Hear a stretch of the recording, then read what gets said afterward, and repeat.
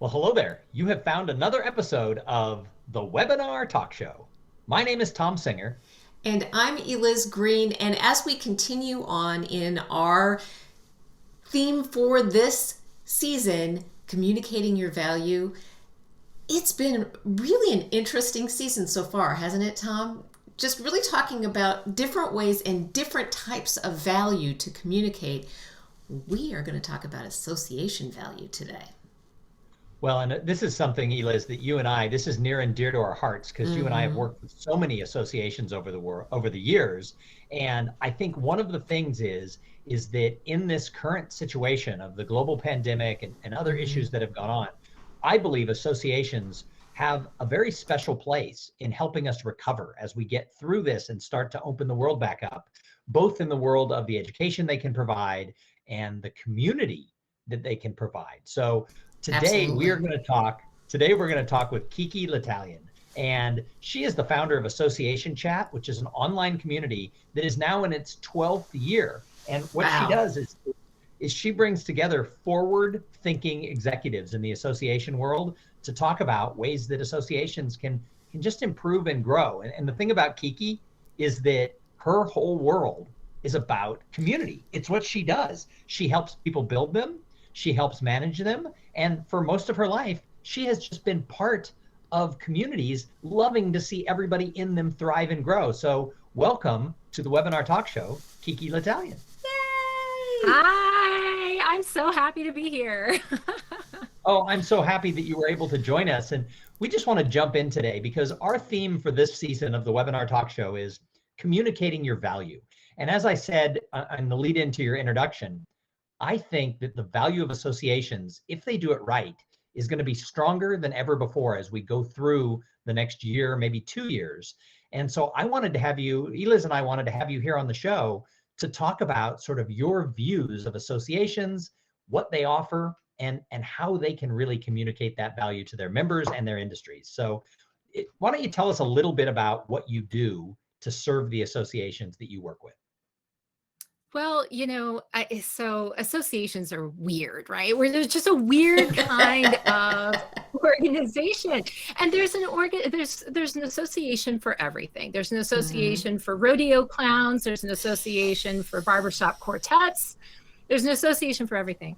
So when you're trying to bring together people who represent all of these different types of industries, sciences, professions, and you're trying to communicate with them about what it means to be part of community, this can be a pretty difficult sort of thing because there are so many different types of communities out there, so many different types of organizations. However, the one thing that brings all associations together Mm-hmm. is this drive to pursue mission. An Mm-hmm. association is not just a tax status, it's actually an organization that's built around a mission. It's a mission-driven organization.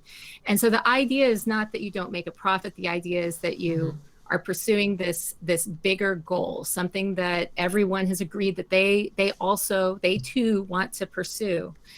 And that is the industry I have served and work with, and that I try to support, because all of the people who go into making those organizations run and to motivate people and to make people feel like they belong and to Mm-hmm. help pursue a bigger mission, it's those people that I'm constantly thinking about. How do we educate, motivate, inspire? How do we make it so that these people feel like, and not just feel like they're getting what they need that they can then apply to these other organizations that Mm-hmm. they work for, but it's also how do we get them to work together? And I honestly believe that if you take association executives who who work in these positions of influence for every industry you can imagine, you can change the world. and Mm. and that's what I see as being probably both the challenge and the opportunity in having a community that's focused just on associations. Well, I would imagine over the last year, however, even given what you said about being mission driven, that may not have been the focus of the last year. The focus of the last year might have been just like, ooh, what do we need to do to stay alive right now? How, Right. as we're crossing that line into now, we've been dealing with this for a year, how do you suggest associations get back to that mission? Well, for some associations, this is a very easy answer, and it's looking at their advocacy. Advocacy for a lot of associations is the unsung hero. It's usually the thing that's happening in the background, and it's where these associations are going and they're fighting on Capitol Hill for the rights and the needs of their constituents, right? And advocacy isn't always sexy, but definitely in recent years, there's been a lot of interest in what's happening with advocacy and the way that associations can represent their industries and the people who belong to them. Now, with that said, I think that because in recent years, not just the past year, before COVID, for recent years, there's been this question of, are associations still relevant? There are so many for-profits that are offering membership. I mean, what's the difference if I belong to this for-profit or I belong to an association? What's the difference? And the answer is it comes from a couple of places. One is that because of the way that an association is set up, that they are mission driven, that they're not just driven by profit. And the other is advocacy. The problem has been that for some associations, they, in a race to remain relevant and to try to move forward, they have been adopting a more transactional relationship with their members. And when things get hard, when things get difficult, when people have to make a decision about whether or not they're going to pay their dues, they begin to think back and they think, is this a transactional relationship or is this something where there's a deeper reason why I belong? Basically, am I just paying dues to further what this organization is doing, or am I paying dues for something where I feel like they care about me too? Like they're working for me as well. And all associations are really supposed to be working for the members, but it doesn't always turn out that way. And I think all of us can think where we might have belonged to an association at one time or another where it definitely felt more transactional than like that organization was really caring for us. And right now, I think that is a huge, huge differentiator for associations that are thriving and those that are maybe struggling is, has that association been showing that they can be trusted? Has that association been showing that they care? Has that association been showing that they're more than a transactional organization, that it's just another line item that can be eliminated? Right. And yeah. Kiki, this is really important, and I've seen exactly what you're talking about in many organizations that I've either been a member of or where I've had the honor to speak or train for that association. And what happens is their content of what they're training at their conferences, the online things they're offering, there's a lot of private people who suddenly are experts in those industries who are saying, oh, sign up for my group coaching, sign up for this. So it's diluting sort of where the best of the best information is. What can associations do to reclaim the leadership in their trade, in their field? It's a great question, and you're so right. I mean, it's do you actually need to belong to an association? And this is where it comes back to what associations really have going for them is they have in good situations where they've been building this up over time, they have credibility and trust. They have connections that if they have been properly caring for those connections, they're ostensibly the strongest in whatever industry they're representing. This network that they have, if they're able to leverage their network and to show that they're providing trustworthy content, trustworthy education, trustworthy curated relationship building. This is where they will always come out on top, because even an expert, an industry expert, if you're looking at one person or a small group of people, a collective, they're running on their own steam. They're running on their own motivation. And I'm entrepreneurial. I get it. Like, you can run a long way and for a long, I get it. However, when you don't have something that's set up that has stood the test of time, and a lot of these organizations are like 100 years old, when you don't have something like that, we're all having to expend a little bit of trust that if I spend my time with this thought leader or this group of thought leaders, that they're going to be there down the road. And I don't know that people really feel like they can put their trust in others so easily these days. Yes. I would argue that when things are uncertain, we begin to ask questions more than we did before, which is a very human thing to do, to say, okay, things are dicey right now. I don't know what's going to happen tomorrow.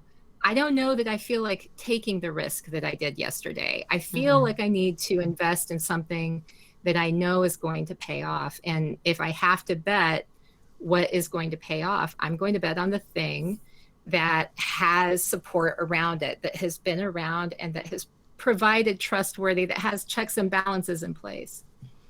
Now, again, where organizations might fall into a trap is if they have sacrificed that in recent years in exchange for trying to be more like a for-profit, where it's like, let's be more transactional, let's get more. I mean, good marketing is great. Like, I work in marketing, but there has to be care. There has to be something where you're caring for that individual or that group of individuals in an industry or science that goes beyond you giving me money and then this is what you get in exchange.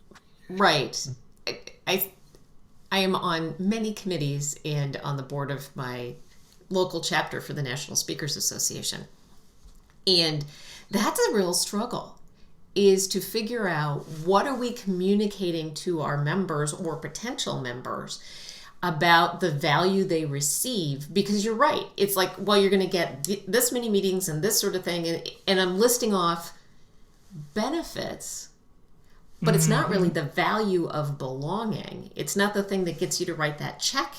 Well, we don't write checks anymore, but click the button and pay for your dues. When you're right, a lot of us are making hard decisions about where we're going to spend our dollars in the next 12 months. How that list of benefits isn't enough anymore, I don't think. And I like what you said about, you must have said the word trust. I don't know, I lost count. But so that seems like an important piece, right? Yeah. What happens when you've forgotten to pay attention to that piece? And you've been saying, oh, but don't you want to come see this speaker or do this workshop or do, like benefit, but have forgotten to communicate that piece of it. How do you like bring that back? Like, no, trust us. I think that all of us need to be optimizing. You know how we got used to optimizing for SEO? We got used to optimizing all of our marketing so that the search engines would be able to deliver more traffic our way. I think we need to optimize for trust now. I think that we have to look at our communication and we have to be thinking about, okay, what is it that's making me trustworthy to you? What is it that's making my organization trustworthy to you? And there are a number of things that we can do that will quickly build trust. One of the biggest things that I hear people push back on is, well, trust takes time. It takes a while to build a relationship and to prove yourself over time. And it's like, well, yeah, that's true. However, what is it that makes you trust to get into an Uber? What is it that makes you trust? And the truth is, there are these things. There are little things that you can do along the way that will encourage people to believe that you're trustworthy. And I'm not saying this to manipulate people. I'm saying that the onus is on each of us. And if we're representing an organization, the onus is on us to proactively and purposefully build towards trust in our communications. Because I don't think it's a given anymore. I really don't. Our largest institutions have been facing a problem of trust, whether you look at, and I hate to dig into any wounds, but like whether you look at age old, I mean, Catholic Church, the Boy Scouts of America, the police, the Fraternity of Police Order, it's like, if you look at all of these different organizations, institutions over time, and you think about what's happening right now, there's definitely a question of, should I trust in this organization? Every parent who's had to make the decision on whether or not they're going to leave their child with another person while they go on a date or something. I know in the past year we haven't gone on many dates like that, but it's like, but every parent knows what I'm talking about. And I think that especially now with what we see in our society, with not knowing what's going to happen with, whether we're going to have to hunker down, what happens with our healthcare, what happens with the economy, people are asking a lot of questions on who do I trust, whom do I trust, what do I trust? And if an organization can proactively build towards that by being consistent, by showing that it cares, by being clear with their intention, then in that clarity of communication, with that purposeful work towards building trust, they will get it. If they've lost it, they'll get it back. They can get it back. But it's hard, and it's not something that's given. And then once you have it, you can't buy trust. Right. So, That's a good point. I mean, the blockchain was supposed to be the technological answer for trust, and we see that that's not even cutting it. So we can't buy trust. So what can we do? We can purposefully build towards it. And if we have that, that's one of the greatest differentiators any of us could ever have.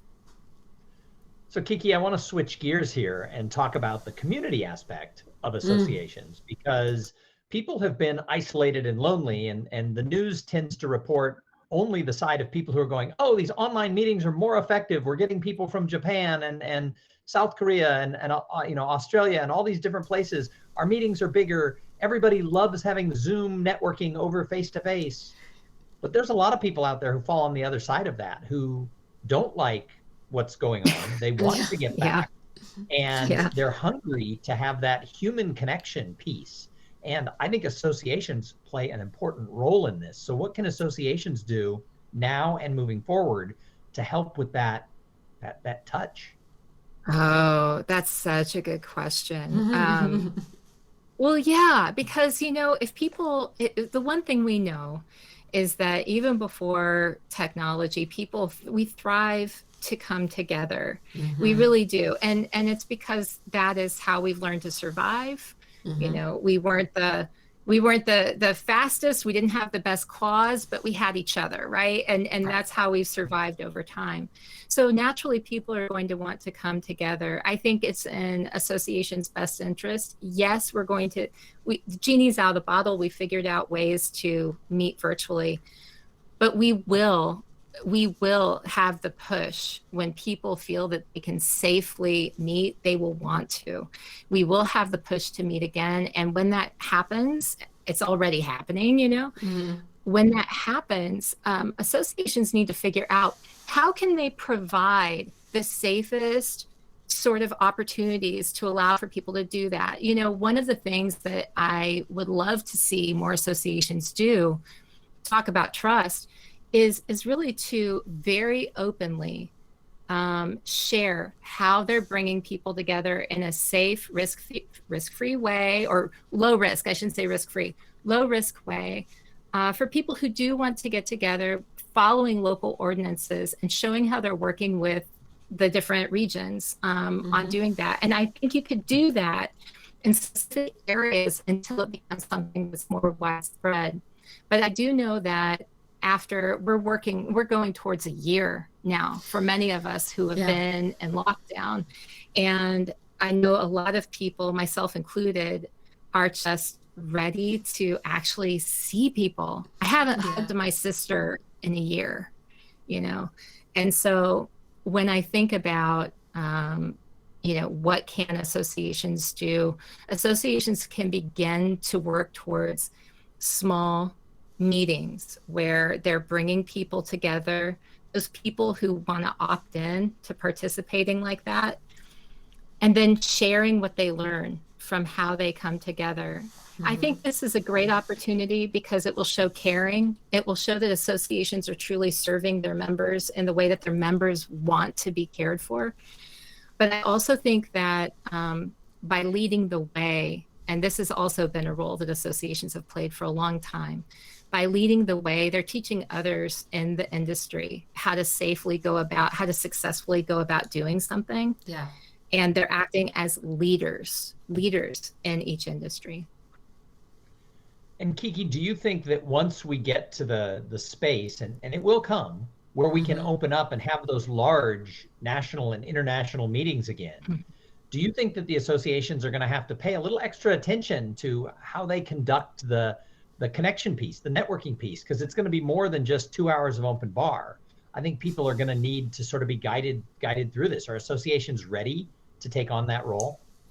I don't think that they've thought that far, because I think so many associations, at least the association folks that I've talked to, I think so many of them are still trying to figure out, oh my gosh, will we, you know, is the meeting going to be able to happen in person? Are we going to be, so further down, asking that question of how can we help people once they're back open to, I feel like that's a champagne problem that they haven't even approached, right? It's a great problem to have. But it is something that they need to think about. And you're absolutely right. I mean, whether it's because people feel it's going to be strange, you know, there are people who are going to feel like it's still risky. There are people who are going to be so out of practice that they're not going to know what to do, you know? Right. And then there are going to be those that are like the puppy dogs, which I think I might end up being kind of like that, where I want to run and hug people, but I can't, you know? And, and I think that there's going to have to be definitely some education in place and some additional prep work that goes into this. So it's like, okay, here's how we're going to handle this. And as a reminder to all of you, this is what you need to do. This is your role in it. So it will be interesting to see how that plays out. Yeah. I think you're absolutely right. And Tom and I have been very big fans of a hybrid meeting for a long time 7 years now. Yes, like that. I think we hosted our first hybrid virtual broadcast 7 years ago. Yeah, that's probably right. And it didn't quite catch on because I don't think we were good at the virtual part yet. Not us. We were very good at it, but people weren't good at the virtual. And I think it was hard to see the value of that. And as we move back, you know, it's not going to be a floodgate, right? It's not going to be, oh, no, you can have 3,000 people. Sure. It's going to be smaller in person with a virtual component. Do you see that as the future of what meetings are going to look like? I mean, I do, right? I don't have a crystal ball, and I don't know. Be nice to have one of those. It would be very, very handy. But you know, what I will say is that I can see how behaviors are changing. I can see how different companies, different organizations have made decisions.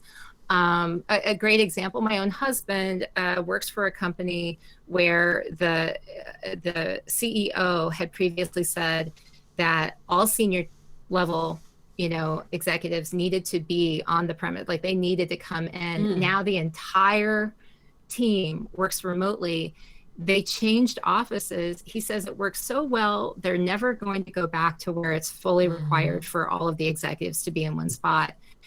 He's not the only one, right? And so in addition to that, what used to be that, well, this conference has never been done virtually, or we've never offered this virtually, or this is just something we're not prepared to do. How do we do this and offer accessibility?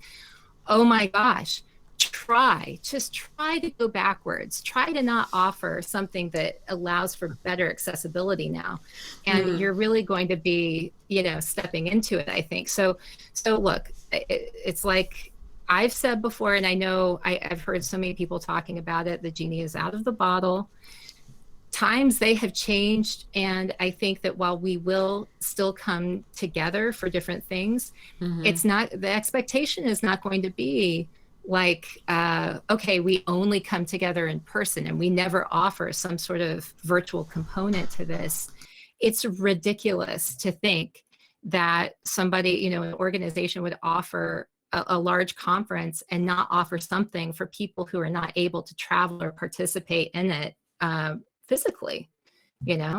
I just think it's strange to think like that, because it allows for so many people, especially I'm thinking about accessibility. It allows for so many more people to participate that it seems like it's almost like it's a need. It's something that you must do now in order to better serve your constituents. So Kiki, as we wrap this up, let's step back to that 10,000-foot view of the world of associations and their value.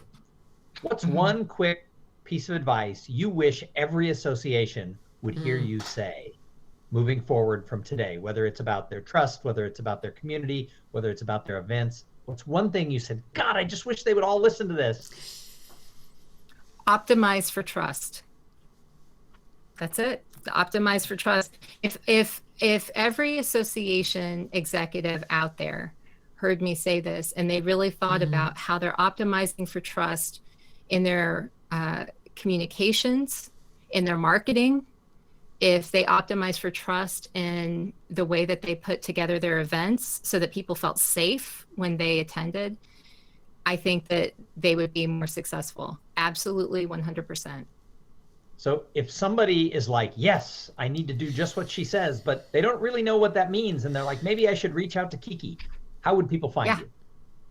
Well, you can. There aren't a lot of Kiki L'Italiens, believe it or not. I know, but you can find me KikiL'Italien.com. You can go to associationchat.com, and there's contact information there.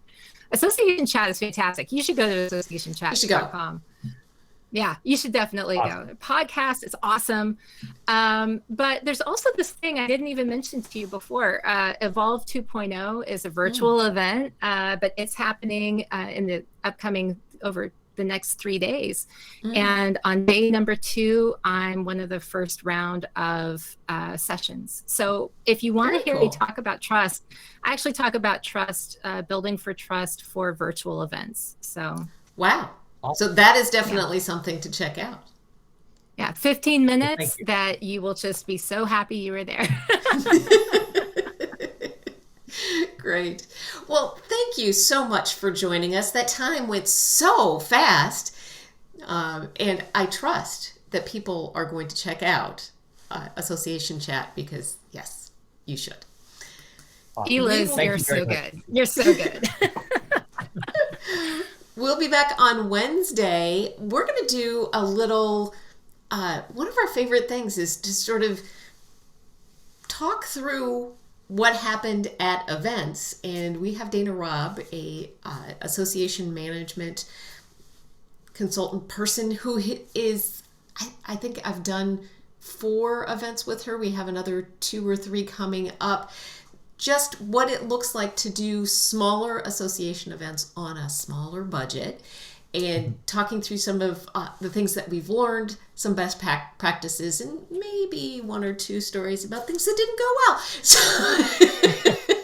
but, it's duck on the water. Nobody knew they didn't go well. We did. Yep, that's when an event is run the best. Something goes wrong and the participants never have to know about it. That's exactly right. So if you want to catch us live on Facebook Mondays and Wednesdays at 11 Central Time, you go to webinartalkshow.live. Tom, where would they find information about what we do for events? If you want to find out about having Eliz and I be the master of ceremonies and the chief interviewers for your conference, you want to go to webinartalkshow.com, and you can find everything there. Kiki, thank you so much again for joining us. This was really great. Thank you so much. I loved being here. So everyone go visit, support them. Yes. Awesome. And we'll see everybody on Wednesday. Have a great rest of your day.